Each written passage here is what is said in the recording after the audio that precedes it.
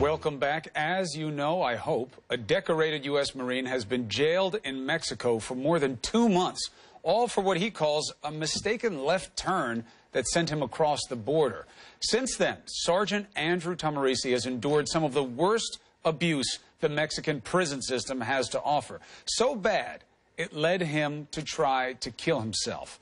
Now, he's got his third lawyer. Maybe he's going to get a hearing soon. Maybe things are looking up. We're very qualified in this because we just don't know what's going on down there. We're joined by Sergeant Andrew Tamarisi's mother, Jill. Jill, again, sorry to see you under these circumstances, but thank you for joining us to take the opportunity on New Day. Thank you, Chris. You did get a chance to see your son. A little bit of a silver lining here. You got to spend some time with him. Tell us about that. How did he seem? How did you feel about it? It was bittersweet because when I saw him on Friday, he was once again without legal representation. So going into almost 90 days in Mexico without any shred of evidence in his file to help support his innocence that he unintentionally entered Mexico. So it was bittersweet in the sense that as a mother, I felt like I had failed him twice. I had selected 2 attorneys that just could not provide the strategic level of defense required.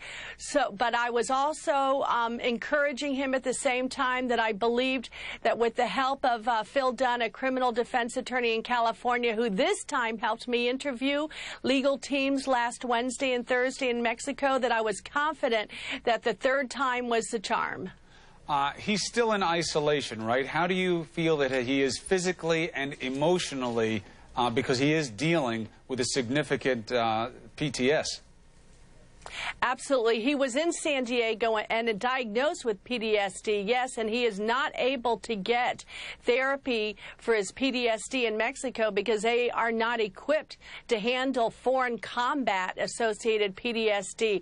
I will tell you that a pastor still visits him twice a week, so he does get inspiration from his faith. However, legitimate psychological care is denied in the Mexican prison system because they're not capable of providing that type of therapy. All right. Now, assuming that there is no strong proof that exists that suggests your son was there for nefarious or illegal reasons, you know, gun running or whatever the Mexican authorities are suggesting at this point, this comes down to an issue of what the United States is doing to reclaim one of its citizens that's being unlawfully held, let alone a veteran, let alone a decorated veteran. John Kerry told us on the show that they were helping. You circulated a petition that needed to get a certain number of signatures. You far exceeded it, like 123,000 people signed on, which means the executive should take notice of a situation. Have you heard anything from the president's office? Have you heard anything from the State Department? I have not. I was responsible in following up on that platform, We the People, that President Obama established for the American people's voice, and I did reach the 100,000 signature threshold, but that was May 30th, and I go on every morning. The first thing I do when I wake up, I go online, and I have not received a response yet on that whitehouse.gov petition site, so that is frustrating. Nothing from the State Department either? No, except for at the local level. They're supporting Andrew's well-being needs at the local level. Hillary